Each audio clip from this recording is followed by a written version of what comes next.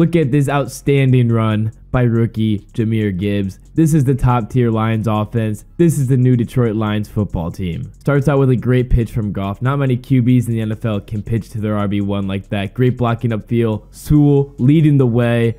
What a dynamic football team. Our blocking so good against this top 5 NFL defense that Gibbs gets in untouched from 20+ yards. So we got the first drive of the game. Ravens have the ball. 1st and 10. Lamar in the shotgun. Play action. Stands alone in the backfield and sends a bullet downfield to a wide open Zay Flowers.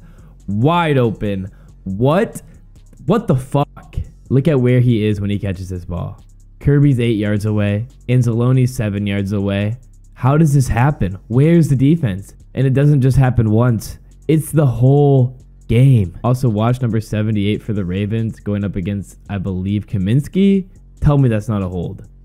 That looks like a hold all day. Okay, the Lions making a red zone stand. 4th and 1. Surely they get off the field, right? Lamar takes it to his left and he's in untouched. And the worst part is that Kirby gets taken off the field into the ground. You did Kirby Joseph dirty here. They're celebrating and he's still taking Kirby Joseph off the field. Just damn. Lions got the ball. 3rd and 6. Goff in the shotgun. Gibbs in the backfield. Maybe we'll get a first down, you know. Goff takes the snap, drops back, and he's sacked. And that was a big story from yesterday. Goff was sacked 5 times. And honestly, I feel like Goff wasn't able to adapt to the Ravens defense.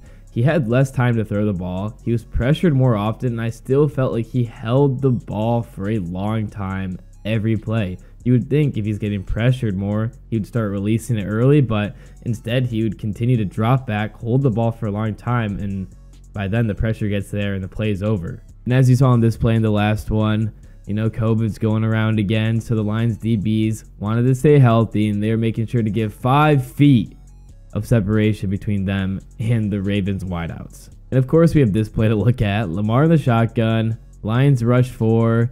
Nothing open yet. Lamar steps up in the pocket. Pressure's coming. Escapes the pocket. Rolls out to his right. 2 defenders chasing him. Moves back to his left. And finds a man for the touchdown. This one's none of the DBs. You give anyone 10 seconds to throw the football. Eventually, coverage is going to break downfield. But that looks like it's a hold on Hutchinson there. If he's not held there, probably takes down Lamar. If he's held there, it should be a 10-yard penalty. Weird. And it just kept getting worse. Holy, did Lamar torch the Lions. 21 of 27. 357 yards. 3 touchdowns. No interceptions. What a stat line. But yeah, again, the secondary was just non-existent. This was a repeat of the Carolina game last year, but way worse. It was a repeat of like the Dallas game, the Patriots game, where the Lions just got destroyed and not a single thing went our way. It is important to note that Mosley and Gardner Johnson both being out for the rest of the season is killing our defense. We needed them in coverage. We also really need Montgomery back. We need somebody that can power it up the middle, break tackles, and gain 7 yards just going up the middle. Gibbs, he gets hit once and he's down. Montgomery is a freight train going through the line of scrimmage. When Montgomery's picking up 7 yards going up the middle, it makes the defense worried about the run. It opens up the passing games. It also allows the Lions to control the game, slows down the game, extends our drive time. I mean, we need that. This game was over after it was 14-0. I was praying for a comeback, but the Lions just couldn't stop the Ravens, and our offense couldn't get shit done. 21-0. Ravens, red zone. Lamar rolls to his right, wide open. No one even close. Last year, the Panthers game was rough, but at least the offense was driving it down the field and it seemed competitive.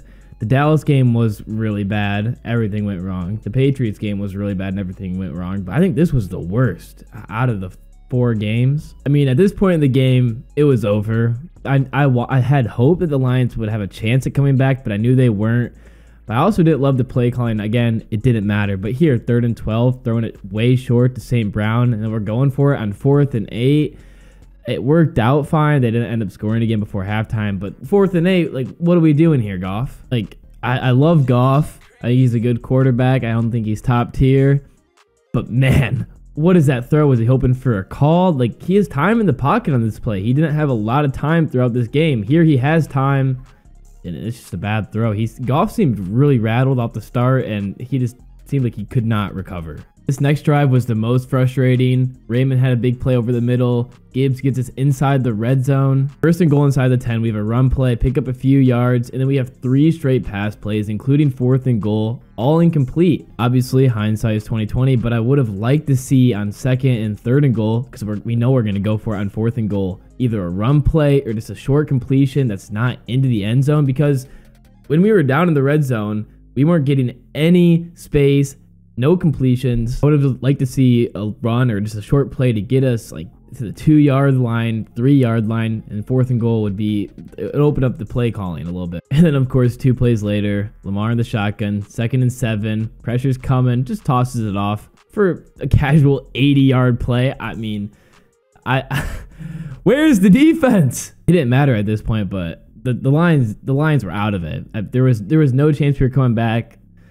It was tough, man. Jerry Jacobs out for Will Harris didn't help. Again, Mosley and Gardner Johnson out. Our defense, we had Branch back. We need to step it up next week against the Raiders. The Raiders aren't looking too good, but we need to win next week. Head 6-2 into the bye. I've also seen tons of tweets on how good teams, Super Bowl winners, have lost big before, and I'm not too worried about the Lions.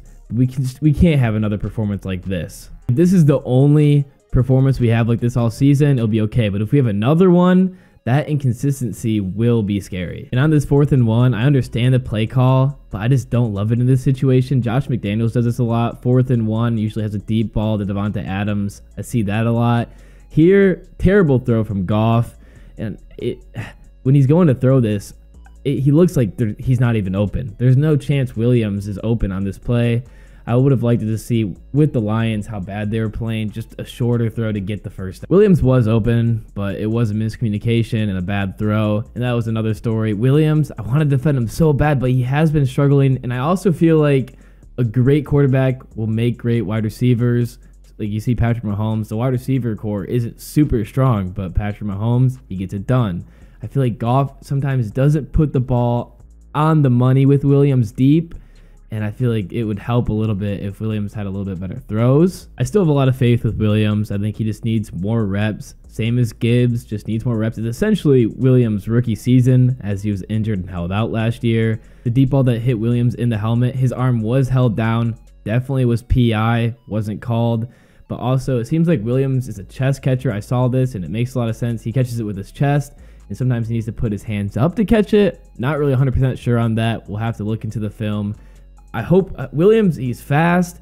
All the slander that Williams is just a track star in pads, I don't agree with it. I think he's a great route runner. I mean, besides the miscommunication with Goff, but he can gain separation extremely fast.